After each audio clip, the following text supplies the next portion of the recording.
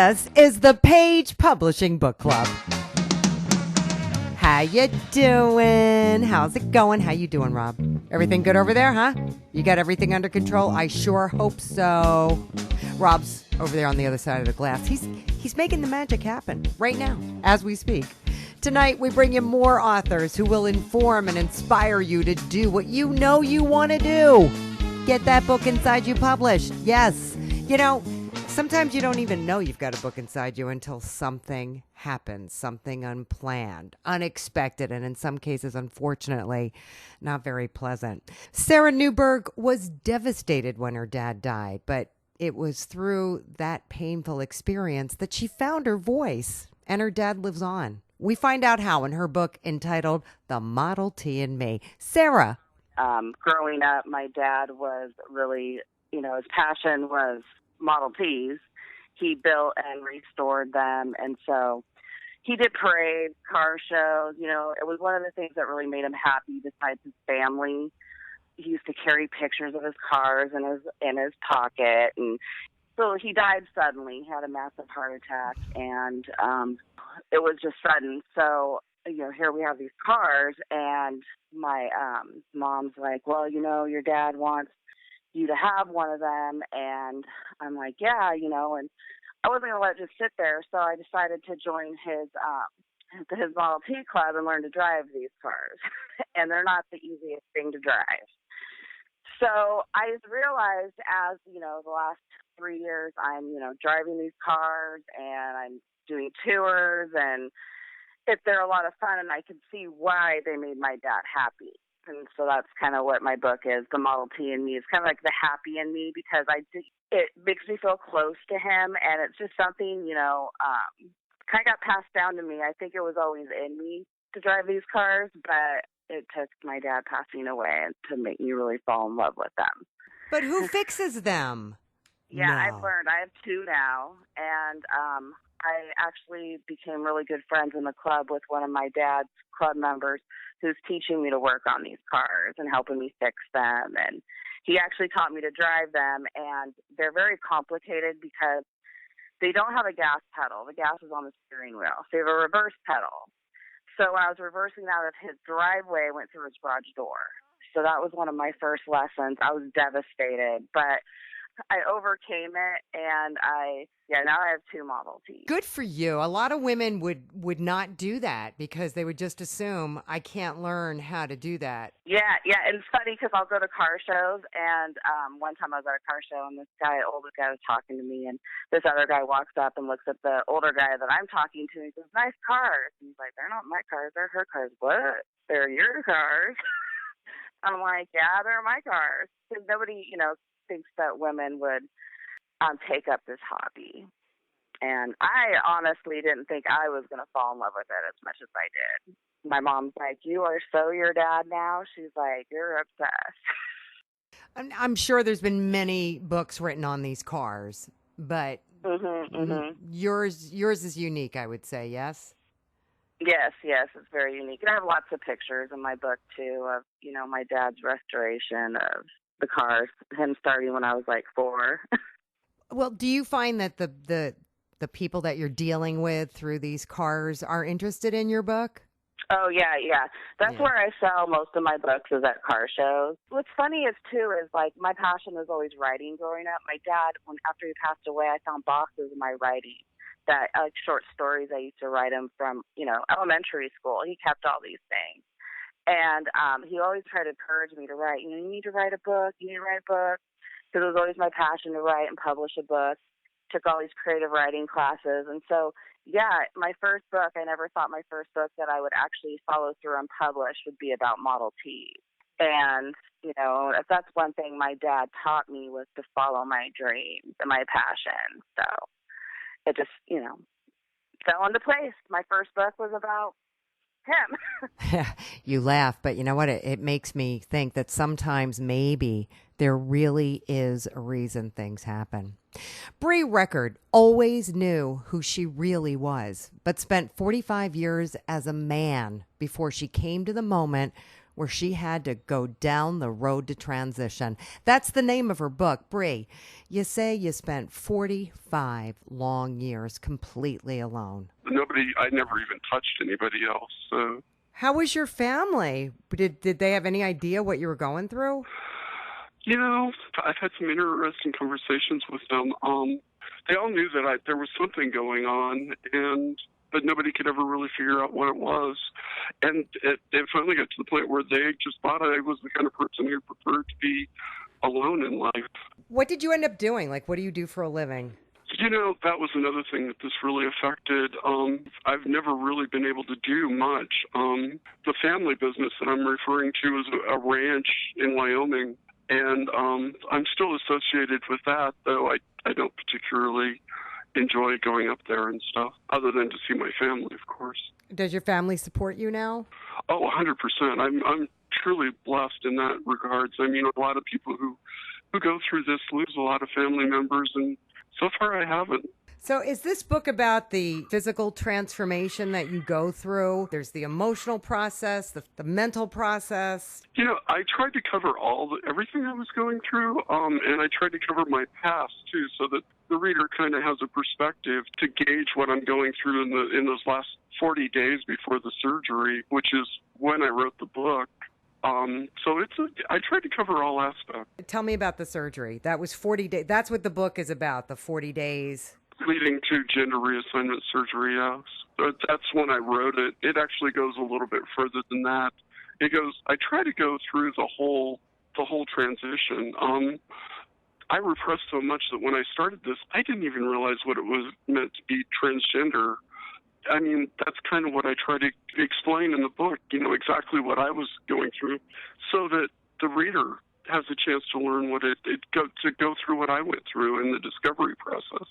That's the whole point of this book, is to give readers an idea of what you go through, to have a better understanding. It is, because, you know, I think there's a huge misconception by the general public, per se, to what exactly it means to be transgender. I know there was on my part. I mean, I had no idea. I've gone through complete personality changes.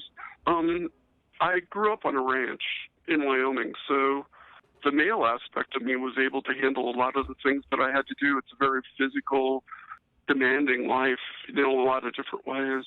And it was tearing me up when I was a kid. I mean, I started when I was 10, and by the time I was 12, I really came to a point where I had to do something. It was either repress everything or try to get help, or, you know, as a 12-year-old, I was even contemplating suicide at that point.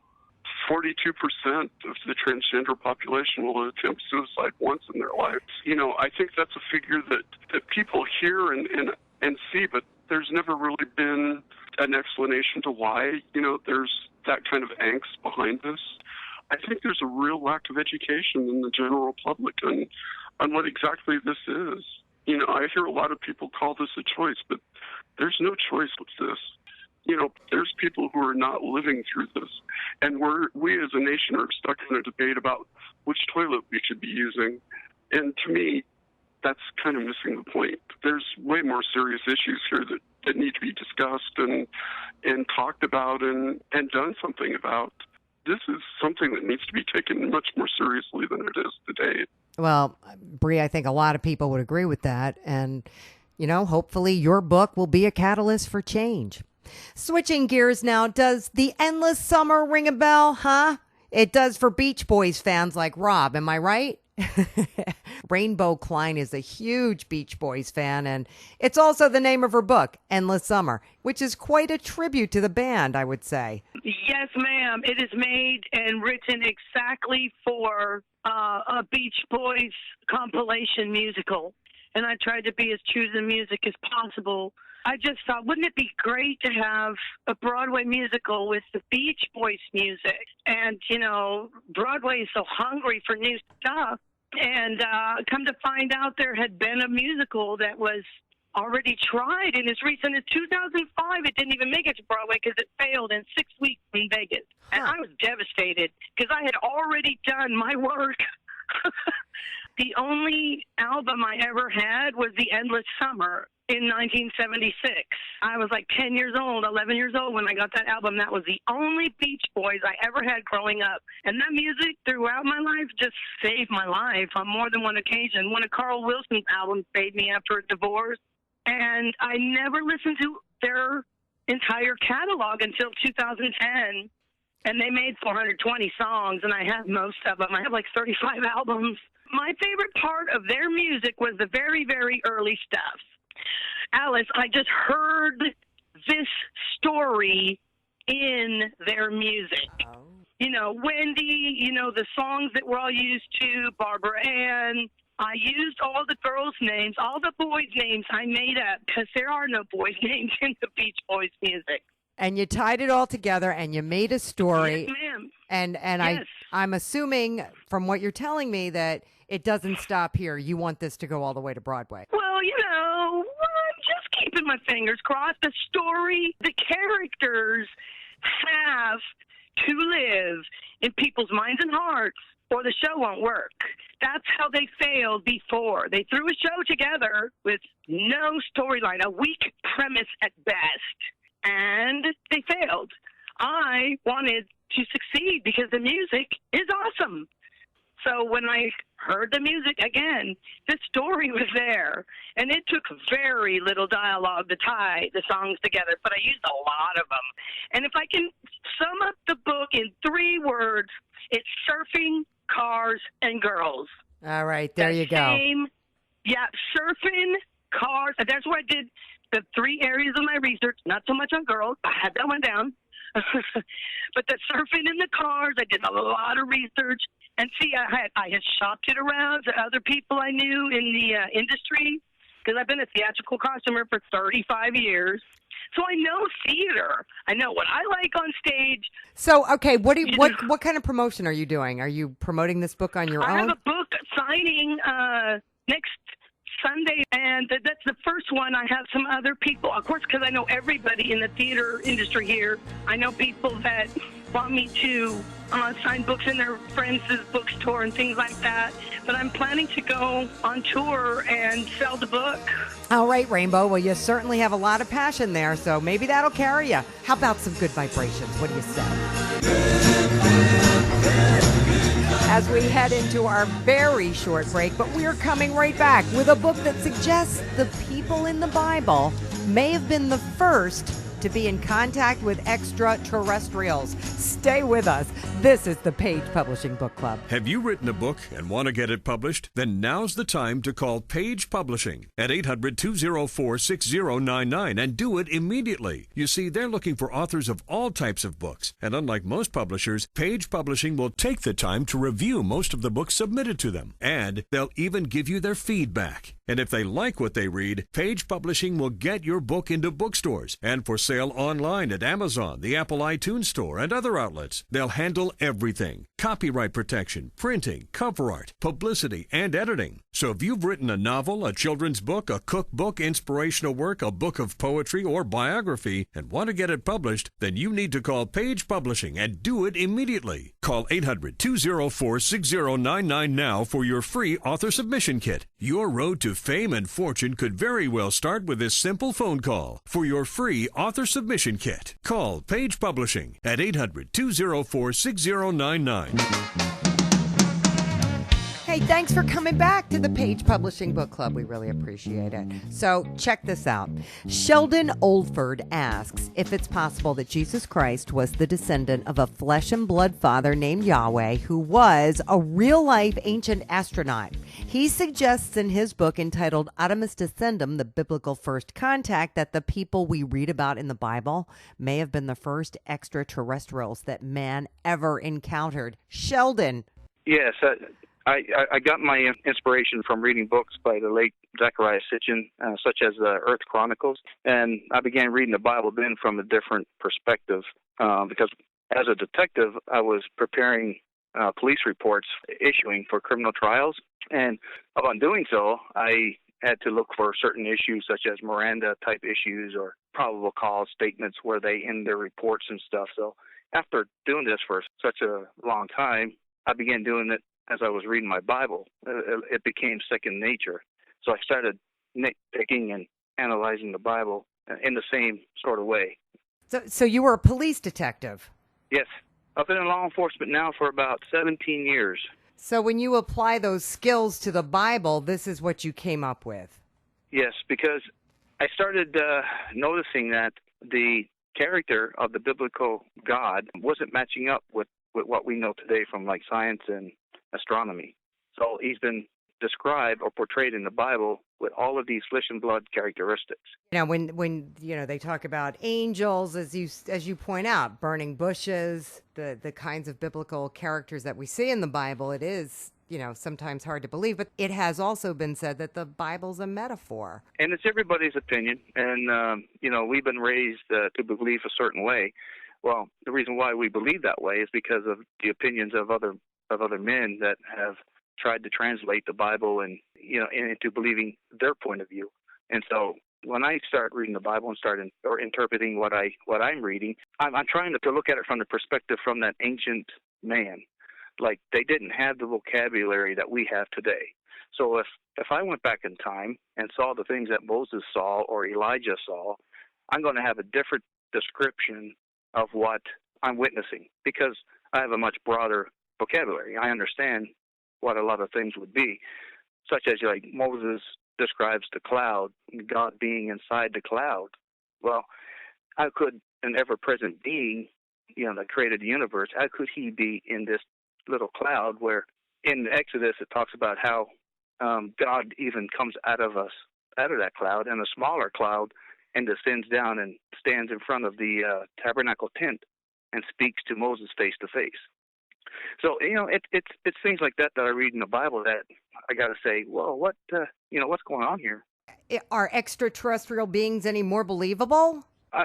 With the Zechariah Sitchin books, the ancient Sumerians speak of their gods that came to Earth like 450,000 years ago, and they were called the Anunnaki. They came searching for gold to replenish their atmosphere. And I noticed that in the Bible, God, when he created Adam, he mentioned placing him in the garden where the gold is good. So I was wondering about that. Why would God be concerned about gold? So I think that these ancient Sumerians, their gods are probably the gods of the Bible. Moses is considered to have written the book of Genesis, but I think Moses lived about 2,500 years since those events. So he's either speaking allegorically to the people of his time, or he's writing it in the language that his people would understand. And here we are, 5,000 years later, going off of these wordings. So I would like to see that other Christians out there that grew up like I did, in the Pentecostal faith and whatnot, and just take a look at what I'm trying to present here, what I'm trying to convey to them, that it doesn't really matter because we couldn't prove God's existence anyway. I mean, it's all based on faith. So I wanted these people to see, these fellow Christians, that, hey, maybe you can believe in evolution and still be a Christian. So let's take another look at it from this perspective and see if it makes more sense. Fair enough, Sheldon. Fair enough. Thank you so much. Next up, Charles Beatty says God called on him to write his book entitled We All Got Off the Boat Together. His exact words, publish or perish. Charles, when did this message come to you? I was called of God while doing a wonder-life sentence in San Quentin when I stole the Bible out of the chapel there, read it, and knew it was what I needed. Went to my cell, read some more, till the lights went out, got to my knees, began to confess my sins, and God called me, said to me, my son, don't you know that I love you? From that day, never been the same. How long ago was this? Oh, that was in the mid-50s.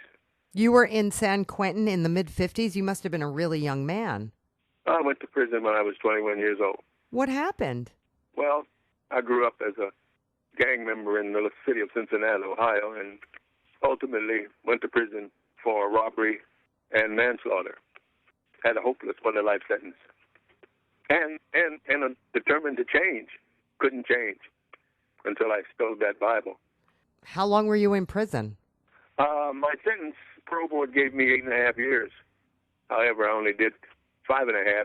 I did 3 on parole here in Los Angeles. That's amazing. It sounds like you turned your life around, too. You don't turn your life around. You're born from above, reborn, as the scripture says. And this is a kingdom message. This is a kingdom word from God to my people and his, Jew and Gentile. We being the new Jew, since, as he set his people free in the Old Testament, he set us free from slavery here, and we became his people and are now his people. And so this word is to God's people, both Jew and Gentile. In 2000, two undercover officers shot me while I was sitting in my car, and I survived. As a matter of fact, they shot at me 4 times, and the first time they hit me, and the bullet is still in my back. Why did they shoot at you? Why did they shoot any of us, dear? Well, I had been given a ticket, and I told them I would see them in court and that they needed to be punished for the way they treated me. They were angry with me, I suppose, decided to kill me. This was the first and only time in the history of the Los Angeles Police Department that a police officer was charged and convicted and was sent to prison. And that was in the year 2000. So this word is apropos, I think, for the time in which we're living, because God is beginning to judge his people. And as you know, we're in a crisis as far as the police and law enforcement and the black community, the descendants of slaves. And so the judgments of God are beginning, and this word is to create a vanguard army of God's people in the spirit. In the first 2,000 years, God dealt with the people on a physical level. When Jesus came, he dealt with the people on a soulish level, and now he's dealing with people in the spirit. Now, is this the first of many books to come?